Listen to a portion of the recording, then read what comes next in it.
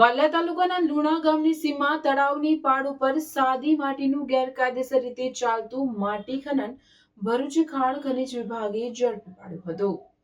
વાલિયા તાલુકાના લુણા ગામના જાગૃત આગેવાન વિનેશ વસાવાને ગામની સીમમાં આવેલ તળાવની પાળ પર માટી ખનન ચાલી રહ્યું હોવાની જાણ થઈ હતી અને તે ગામમાં બનાવેલ આરસીસી માર્ગની બાજુમાં કોન્ટ્રાક્ટરની મિલીભગતથી નાખવામાં આવી રહ્યું છે, જેને લઈ તેઓ સ્થળ પર આવી જોતા માટી ખનન જોવા મળતા તેઓએ ભરૂચ જિલ્લા ખાણ ખનીજ વિભાગમાં જાણ કરતા ખાણ ખનીજના રોયલ્ટી ઇન્સ્પેક્ટર અને સર્વેયર સ્થળ પર દોડી આવ્યા હતા અને સાદી માટીનું ગેરકાયદેસર રીતે ખોદકામ કરતા એક જેસીબી અને ટ્રેક્ટર પકડી જરૂરી કાગળો માંગતા કોઈ પણ જાતના પુરાવા રજૂ નહીં કરતા ખાણ ખનીજની ટીમે બંને વાહનો સીઝ કરી કાર્યવાહી હાથ ધરી હતી.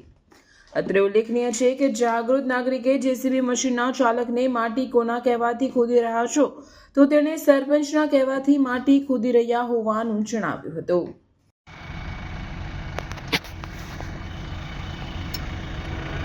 બંધ કરો.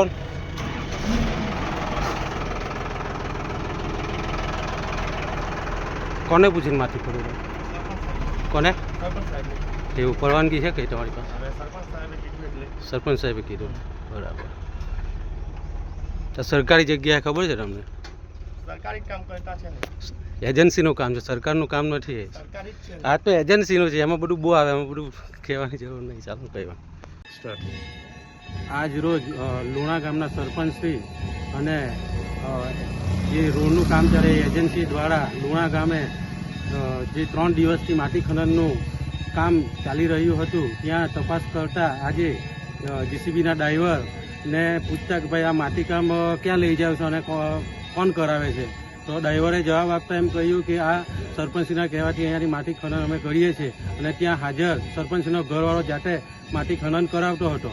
આ માટી ખનન ચોરી જે કરેલી છે, જે ભ્રષ્ટાચાર કરેલો છે, જે એજન્સી અને સરપંચશ્રી દ્વારા એમના પર યોગ્ય કાર્યવાહી કરી એફઆઈઆર કરવાની અમારી બધાની માંગ છે.